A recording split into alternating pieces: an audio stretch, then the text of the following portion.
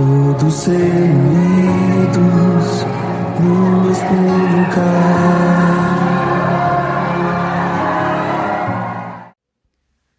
Paz do Senhor, queridas, mais uma vez nós estamos aqui, prosseguindo, continuando, dando continuação ao nosso plano de leitura no livro de Atos dos Apóstolos e hoje nós abrimos a leitura no capítulo de número 3, onde nós já vimos lá no capítulo de número 2, descrito, nós lemos lá no capítulo de número 2 que os discípulos, eles realizavam muitos sinais e maravilhas, só que nós não vimos ainda a descrição, desses sinais. E agora no capítulo de número 3, nós vamos ver registrado, Lucas registrando, escrevendo então como se deu, um desses sinais, dessas maravilhas realizadas por esses apóstolos, por esses discípulos, Nós vamos ver agora a descrição, nós vamos ver detalhadamente um milagre acontecendo por intermédio,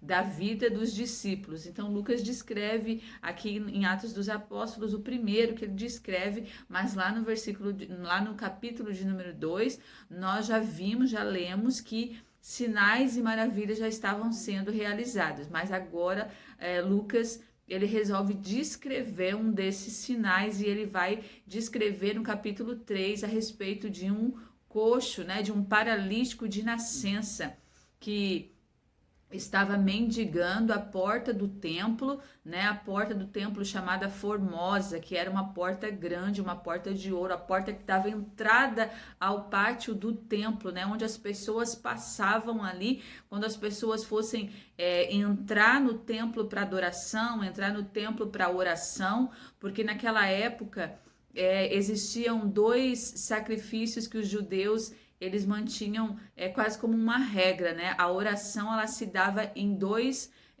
pontos do dia, uma vez pela manhã e uma vez à tarde, E esses eram horários em que os judeus eles entravam no templo para oração. Então a Bíblia vai dizer agora que Pedro e João eles estão indo ao templo para oração, para a hora da oração. Às 3 da tarde é a hora nona, que diz ali no capítulo de número 3 que eles estão subindo ao templo para a hora da oração, que existia um horário de oração pela manhã e um horário de oração pela tarde. Então Pedro e João estão subindo ao templo para orar no horário da oração da tarde, às 3 da tarde.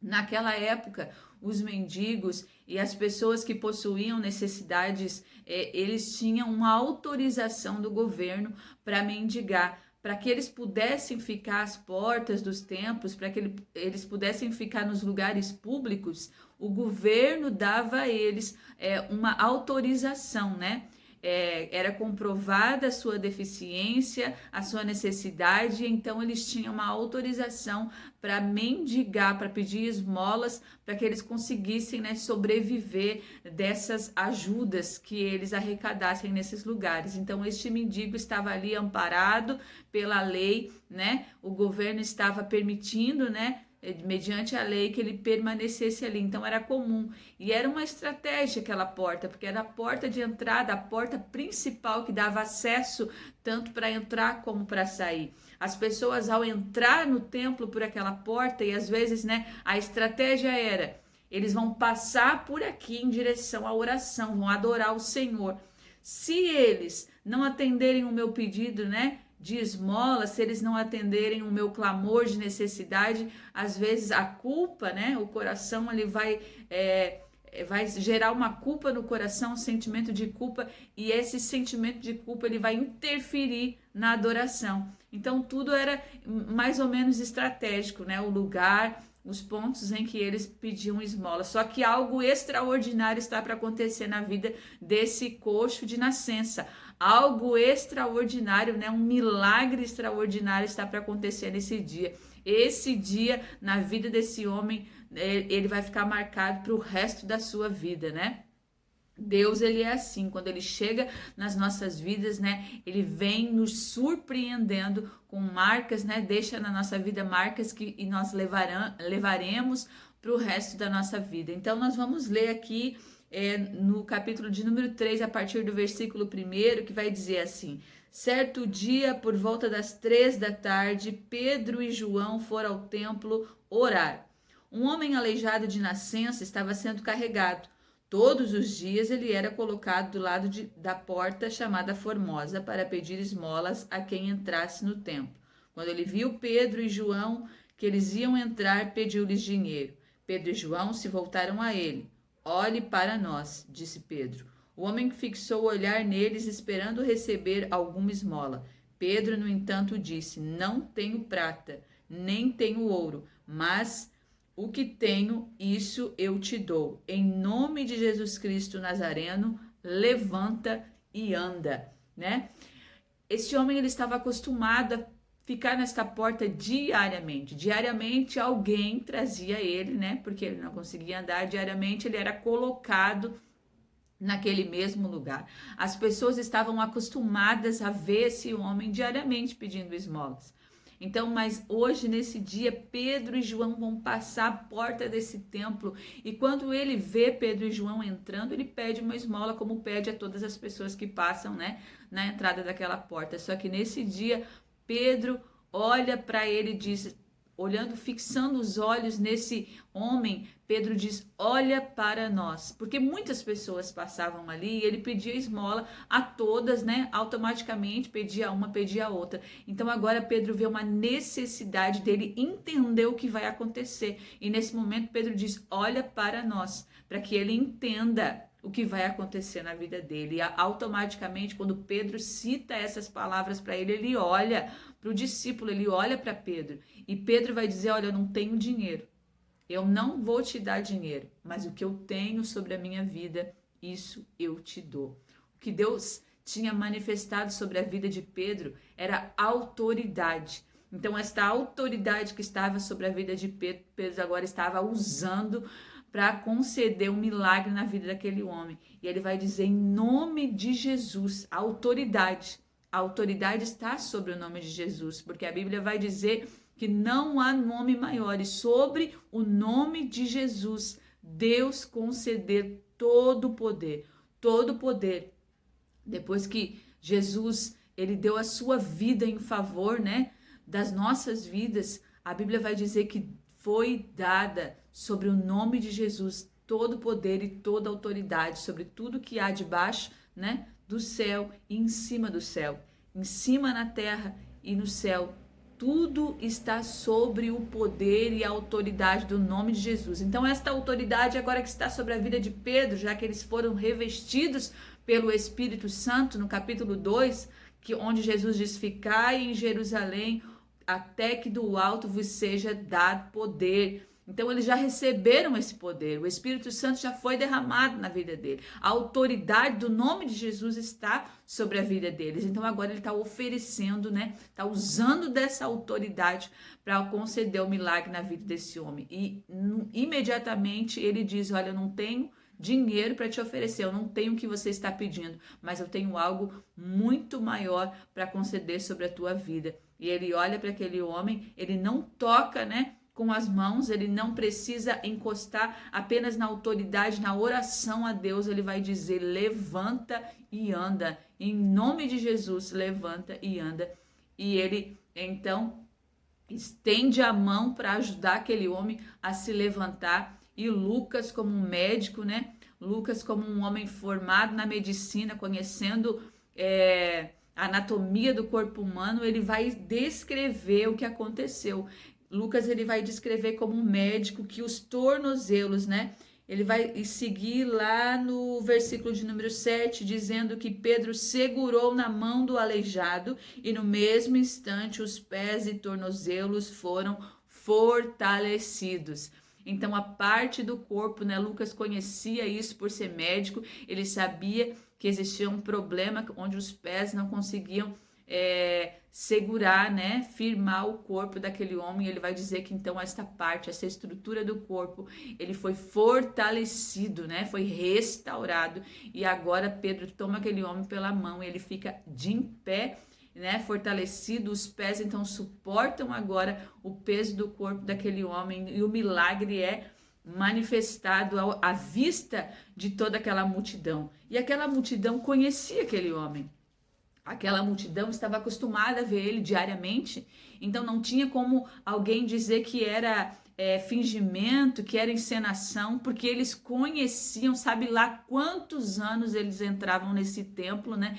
E viam diariamente aquele homem naquele mesmo lugar, anos a fio, já que ele era um coxo, né, um aleijado de nascença. Quanto tempo eles viam este homem ali sentado pedindo esmolas. Então, neste dia, esse povo que vê aquele homem de pé, louvando, né, saltando e glorificando a Deus, eles ficam admirados. A Bíblia vai dizer no versículo de número 10 que eles ficam perplexos. Versículo de número 11, admirados, e no mesmo instante eles correm em direção a esse aleijado, correm em direção a Pedro, né? Ficam perto, mas rapidamente Pedro vai dizer: olha, não olhem para nós como se fosse pelo nosso próprio poder, pela nossa própria autoridade que nós fizemos isso, mas aquele homem o qual vocês crucificaram, aquele homem o qual vocês mataram, Jesus Cristo Nazareno, é no nome dele que esse milagre foi concedido.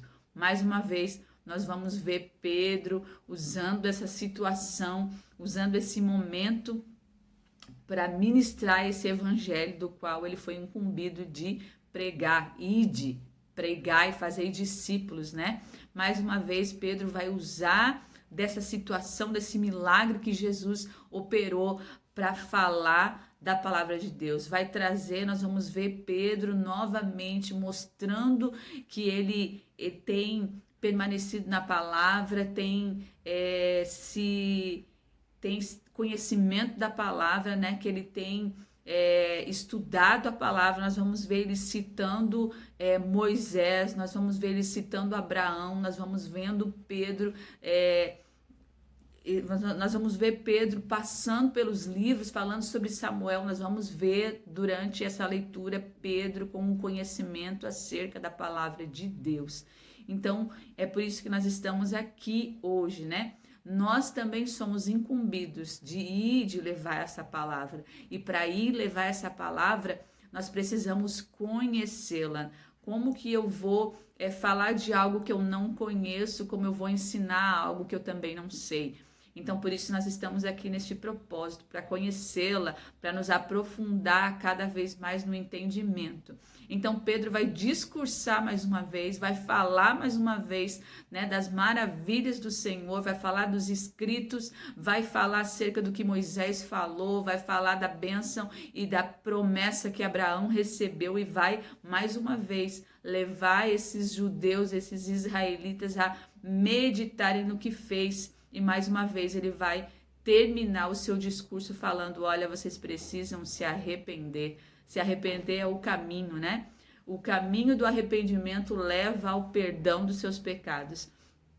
Porque Pedro vai dizer: olha, foi pela fé no nome de Jesus que esse homem que vocês veem, e não apenas veem, vocês conhecem, vocês sabem quanto tempo ele estava aqui nesta porta, quanto tempo ele mendigava, quanto tempo, quantos dias a fio vocês passavam por aqui e esse homem permanecia pedindo esmola. Vocês conhecem ele, vocês estão vendo ele hoje de pé, mas vocês conhecem a situação e a vida dele.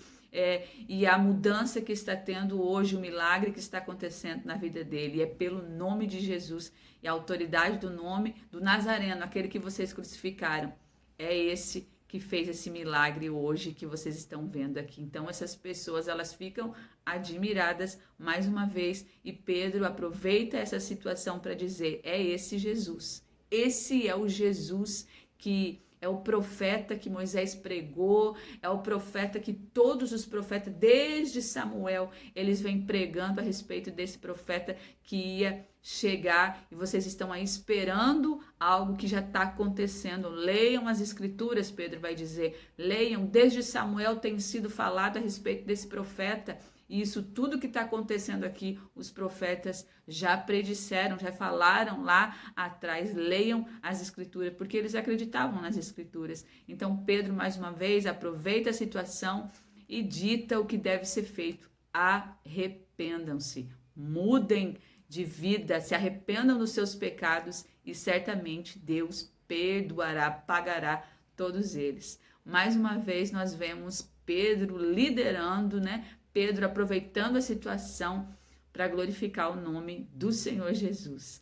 Então, é isso neste capítulo, né? Que nós venhamos aprender a aproveitar as situações que Deus nos usar. A intenção de Pedro e João nesse dia era entrar no templo para orar, mas a situação os levou a operar um milagre através do nome de Jesus. Aproveite seu dia, aproveite as oportunidades, olhe ao seu redor e veja que Deus quer te usar diariamente para glorificar o nome dele. Que Deus te abençoe em nome de Jesus.